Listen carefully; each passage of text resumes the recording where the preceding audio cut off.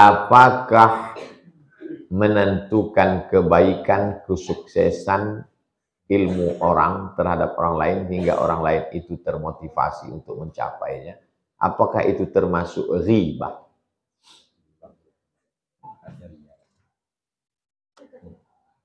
Saya mau belajar sama si Anu Ustadz, boleh apa tak boleh? Huwa min ahlil bid'ah. Saya mau belajar sama dia Ustadz, boleh apa tak boleh? Huwa syaitan. Saya mau belajar sama dia Ustadz, boleh apa tak boleh? Huwa dallun mudil. Adakah itu dalam ajaran Islam? Ada? Yang jurusan hadis, angkat tangan. Tak ada jurusan. Atau jurusan hadis? Ada tak itu dalam ilmu hadis? Tak ada. Antum semester berapa? Hah? Semester 3. Ilmu jarah wa ta'dil. Hah? Ada atau tak ada?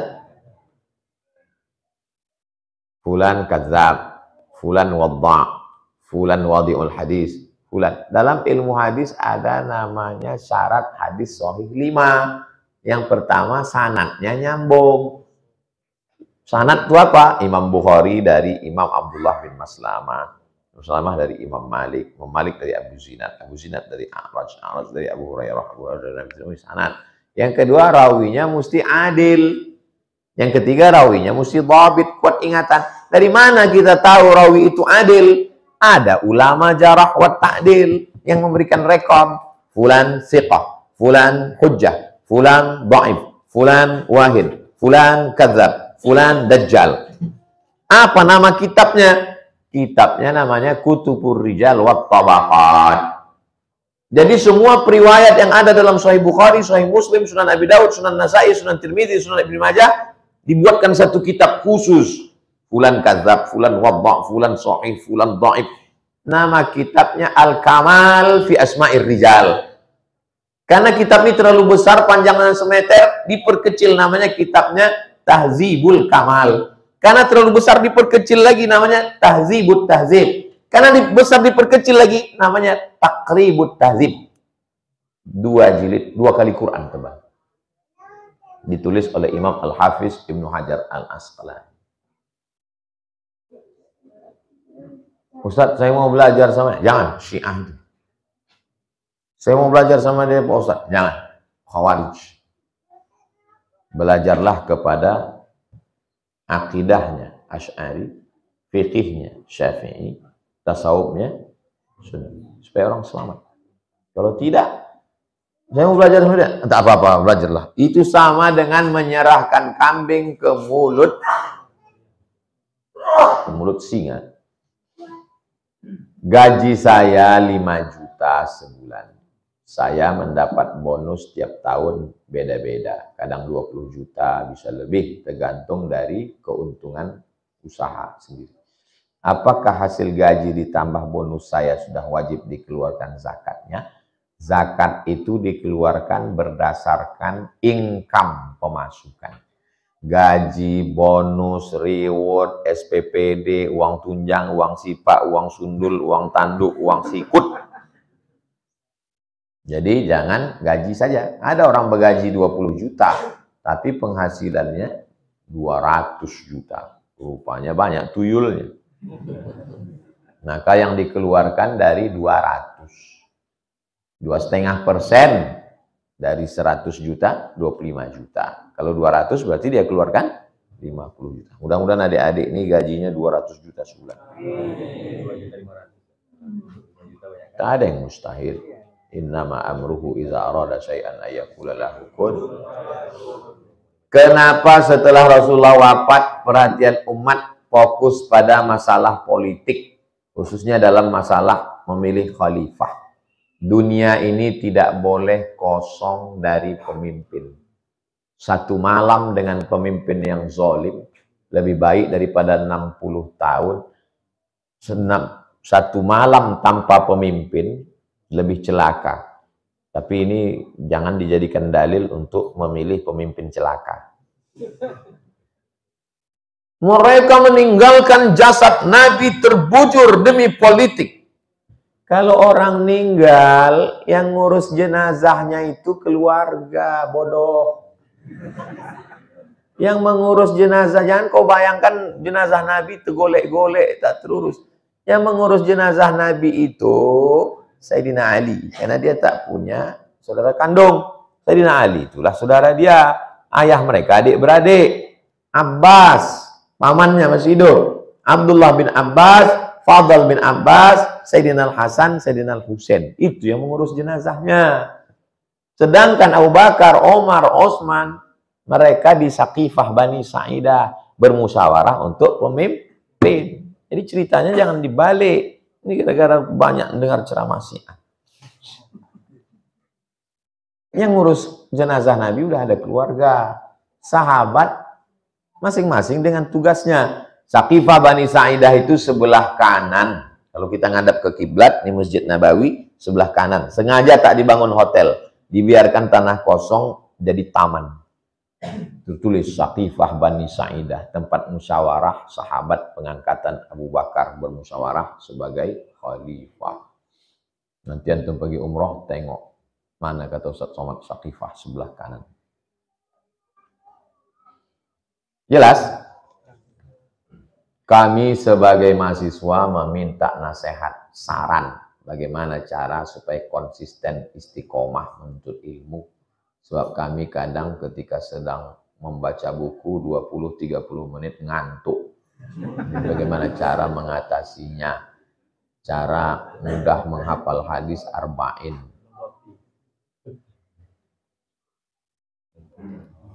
Tanya Ustadz Budi, kalau kalian tak percaya, cakap saya nih nanti. Bulan September, Oktober, keluar Muqarrar, diktat namanya.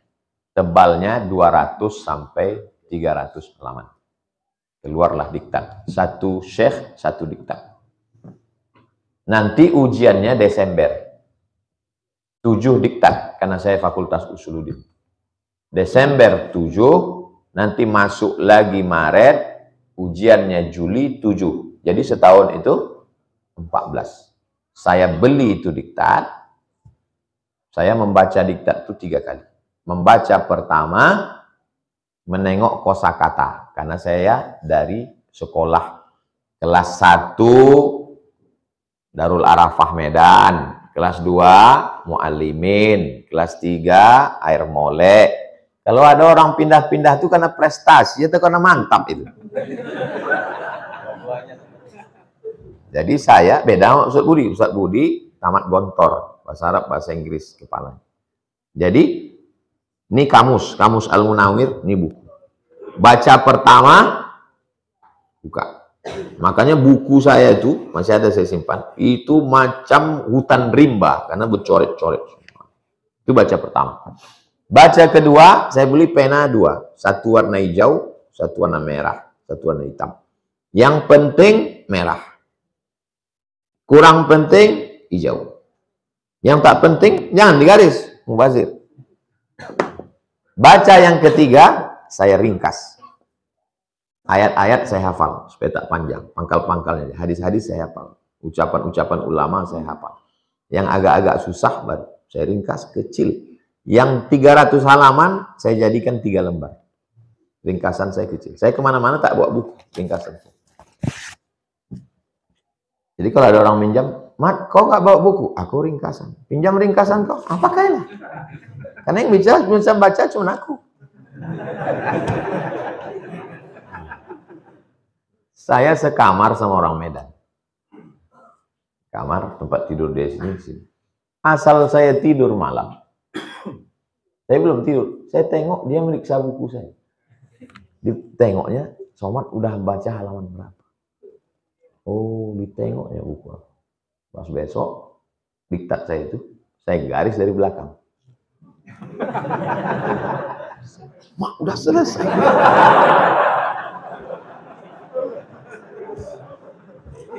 Gitu saya belajar. Begitu saya belajar. Kenapa serius belajar? Beasiswa 162 pon.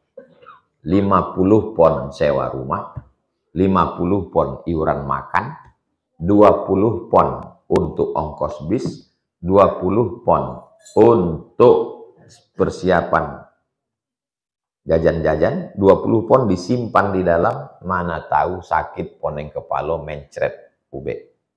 Tak pernah sekalipun minta duit ke rumah. Sekali haram 4 tahun. Tapi saya bukan anak fakir miskin. Sedang moneter, anak Indonesia lulus 100, yang berangkat 74 orang. Dan saya berangkat. Itu menunjukkan apa? Kalian tengok gambar saya naik air acting waktu kuliah dulu.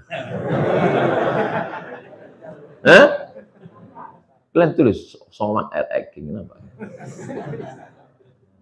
Kalau saya masuk ke kampus Panam tuh dulu, cewek-cewek tuh di atas.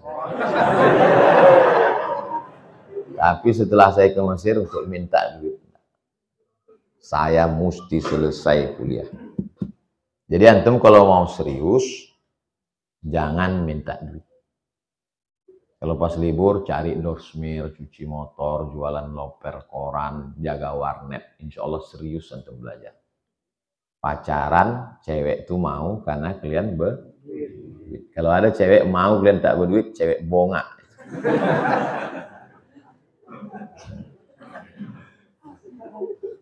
Habis sholat subuh, bawa foto, bawa surat keterangan kampus, ajukan ke kedutaan Saudi Arabia, minta visa. Cop, dapat visa, naik bis ke Suez, naik kapal laut 2 hari 2 malam ke Makkah. Sampai di Makkah, haji gelandangan. Tak ada hotel, tak ada kamar, tak ada makan. Tidur di Masjidil Haram. Jam 3 pagi udah datang tukang gelar karpet. Haji, haji, haji, haji, haji, haji. Turunlah ke bawah, diusir orang itu. Turun masuk ke kamar mandi depan Hilton. Rupanya kawan-kawan tidur di toilet.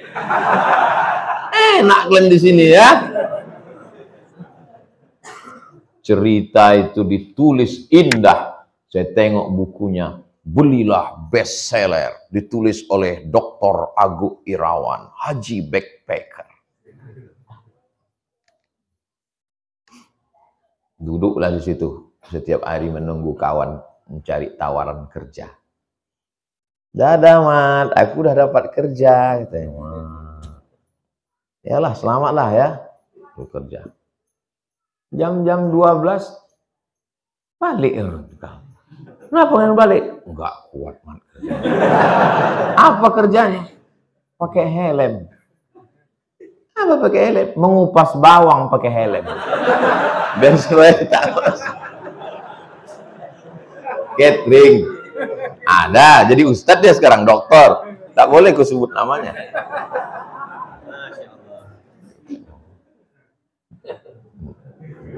Man, ada kerja nih. Apa kerja? Membawa jamaah. Berapa orang? 1 bis lah. Nih, tinggal bawa. Jamaah sekalian, kita akan menuju Padang Arafah, nanti kita akan ke Musdalifah, ke Mina, nanti di ini. Gitu aja cara. Iya. Oh, berapa jam ini? 2 jam selesai. Iyalah, bereslah. Bawa, sampailah ke Padang Arafah. Sampai di Padang Arafah, 50 orang tuh berlarian naik ke Jabal Rahmah. Bayangan kita membawa jamaah ini macam membawa kambing yang patuh dan taat. Berlarian, kita tinggal sendiri. Balik, setengah jamaah itu hilang. Tak berani ngambil gaji.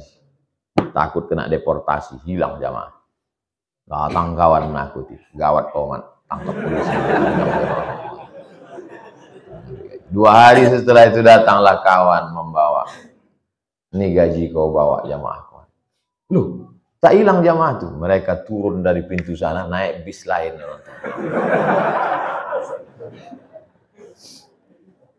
Mat, ada kerja ini. Oh, mantap. Apa kerjanya? Mendorong jamaah sakit. Tawaf 7 putaran, sa'i. Bayangkan antum mendorong di atas, bukan di bawah, di atas 7 putaran. Selesai 7 putaran itu, 7 tambah 7, sa'i 14, hilang tulang betis itu. Dikasihlah $100, $1.500.000 kalau sekarang, kali 15.000. Namun meminta duit ke rumah, tidak. Haram aku minta duit ke rumah. Pulang ke hotel, Mat, kau tadi mendorong jamaah. Iya. Yang kau dorong tuh kena demam meningitis. Dan demam meningitis itu menular, tak ada obatnya sampai sekarang. Nanti sudah saya tua, saya tulis cerita perjalanan saya itu untuk bahan Sami sama Hazik duduk sama cucu-cucu saya. Nanti sekarang tak sempat mau tulis, ada aja halangan. Beda kita sama binatang itu, kita punya cerita dan bisa menceritakannya. Kalau hidup antum tak ada ceritanya, bagus antum jadi kucing. Cerita antum pontang-panting di Pekanbaru ini, itulah yang akan menjadi cerita indah 20 tahun akan datang. Jadi antum mesti bersusah-susah di sini. Berakit-rakit ke hulu, berakit-rakit ke tepian. Sakit-sakit dahulu, sakit-sakit juga kemudian. Kapan bahagianya? Main pantun kawan nih. Generasi itu 3. Generasi pejuang, generasi penikmat, generasi penghancur. Jadi kalau antum sekarang berjuang, anak antum nanti penikmat, cucu antum penghancur. Maka jangan buat merasa zona aman. Uncomfortable zone. Kalau antum mau sukses, jangan berada di zona aman. Ponakan saya tak boleh di zona aman. Anak saya tak boleh zona aman. Mesti saya kirim ke Mesir. Kau kukirim ke Bogor sama anak Ustadz. Ada Ustadznya sini, lupa pula namanya. Kukirim sana. Karena kalau di rumah nanti dia jadi hantu.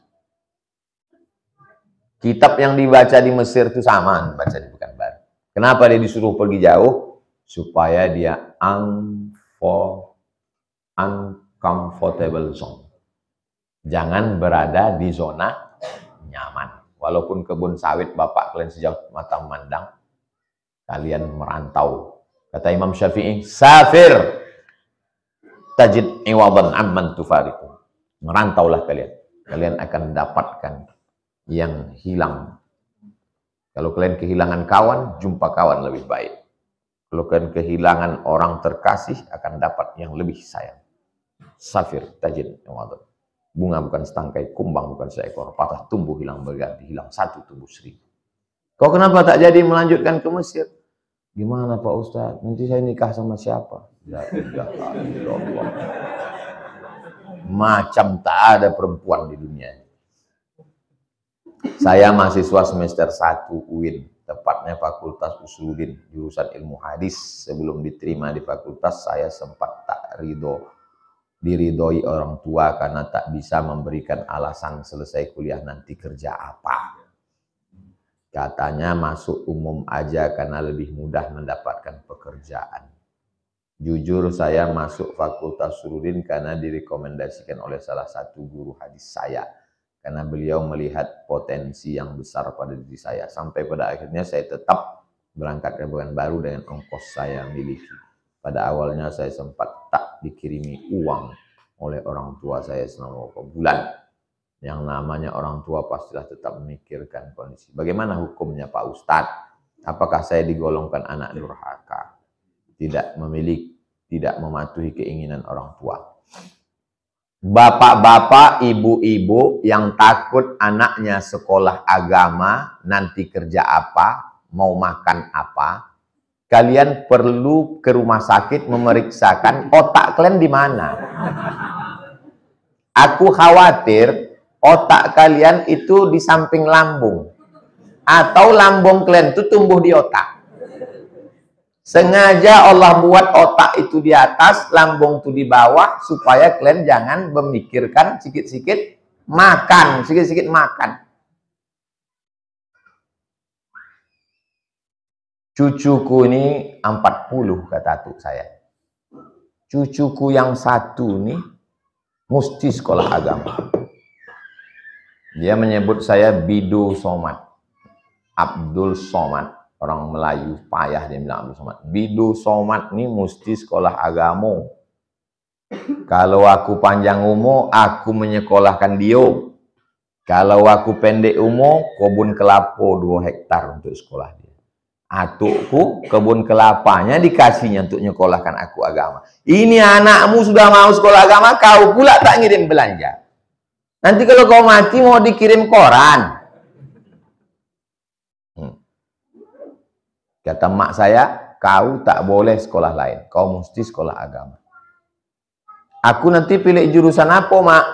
Kau jangan pilih jurusan lain. Quran hadis itu aja. Supaya cito kau nanti Quran hadis. Tapi kau jangan bercakap tak tentu arah. Aku mau kau bercakap Quran hadis. 98 dipesankannya itu. Jangan ambil jurusan lain yo. Quran hadis. Yo mak. 2008 pulang. Buka tes Usuluddin. Formasi yang diterima dosen hadis. 10 tahun baru bisa saya memahami cakap emak. Saya mau berkeras juga mengambil bahasa Arab. Karena saya mau pulang jadi dosen bahasa Arab. Kau ambil Quran hadis. Waktu saya tengok formasi pengumuman di Riau Pos, yang dicari dosen hadis. Allahu Akbar. Firasat orang tua. Dia orang tua yang betul, bukan orang tua tak betul.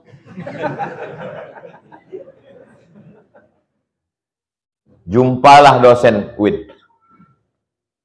Saya Pak Ustadz punya adik saya ini sekolah di pesantren, numpang di rumah tante saya di Jakarta.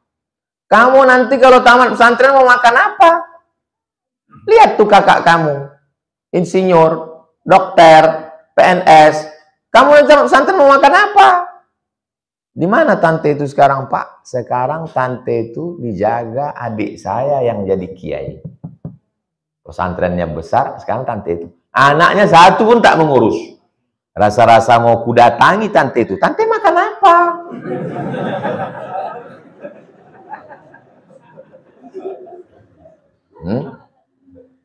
Tunjukkan bahwa kau benar. Selesaikan kau di jurusan hadis. Tamat situ nanti kau mengabdikan kepada Allah. Insya Allah. Kaya tidak, tapi susah kali pun tidak. Saya ini kurus nih bukan tak makan. Setiap ceramah nih udah makan. Memang takdir tak mau gemuk. Makan, teh tarik. Di sini aja yang minum air putih. Lain tahu sendiri lah kalian. Kalau antum tolong agama Allah ini, intan surullah, percaya antum itu. Satu yang kau lakukan, 2 balasan Allah. Intan surullah, kau tolong agama Allah ini, 2. Yansurkum, ditolongnya engkau, wa yutsabbits aqdamakum, dikokohkannya kaki. 2 balasan Allah. Ikuti zaman. Bilisani qaumihi, dengan bahasa kaum. Bahasa kaum sekarang IG, buat IG, posting cerita tentang hadis. TikTok, buat akun TikTok. Kau jurusan hadis, satu hadis. Assalamualaikum warahmatullahi wabarakatuh. La yu'minu ahadukum hatta yuhibba li akhi. Pahala itu pasti, viral itu nasib.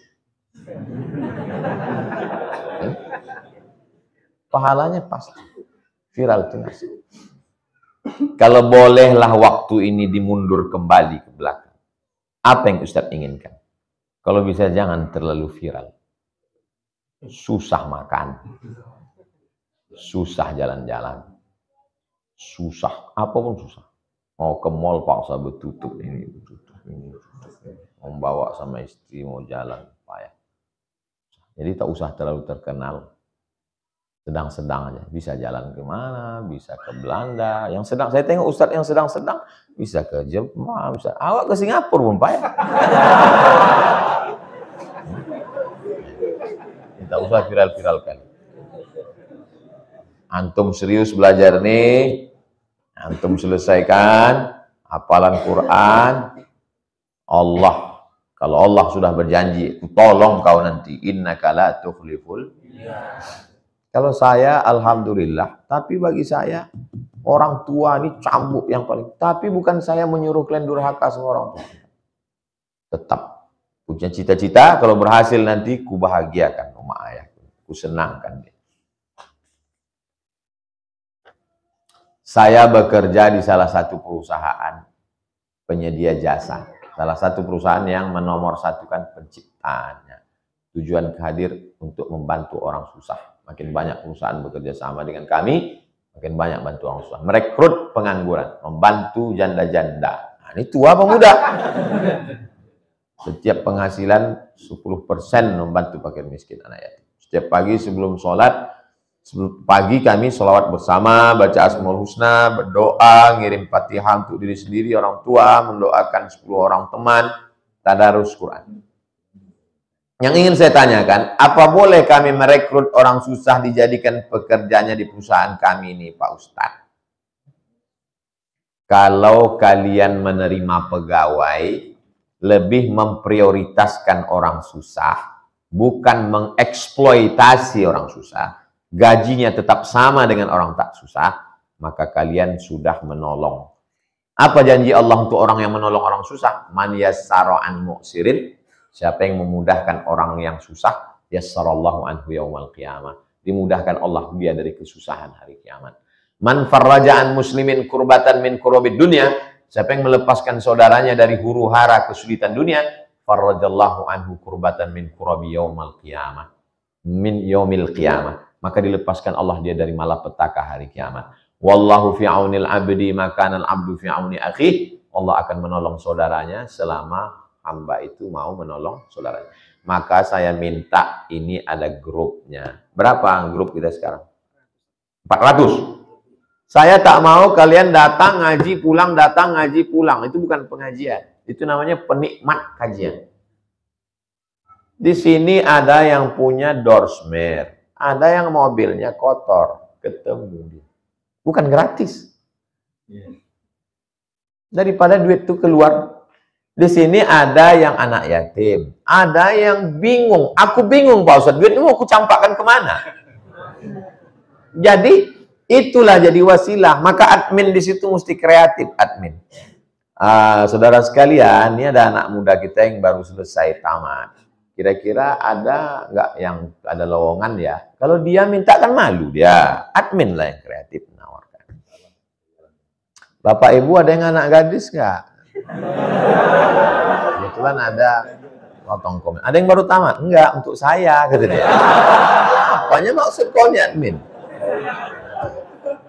Jadi Nabi itu dulu begitu. Nabi itu bukan sekedar ceramah di masjid, dipersaudarakannya. Ini Ansor, ini Muhajirin, ini Abdurrahman bin Auf, ini Sa'ad bin Rabi, ini Abu Darda, ini Salman Al-Farisi, bersaudara. Saya mau kajian kita ini. Tapi saya tak punya waktu untuk mempersaudarakan. Jadi kalianlah yang mengatur itu semua. Mudah-mudahan grup ini bertambah berkah, tambah silaturahmi. Kita sholat sunat isyraq 2 rakaat. Subhanakallahumma wa bihamdika asyhadu an la ilaha illa anta astaghfiruka wa atubu ilaik. Assalamualaikum warahmatullahi wabarakatuh.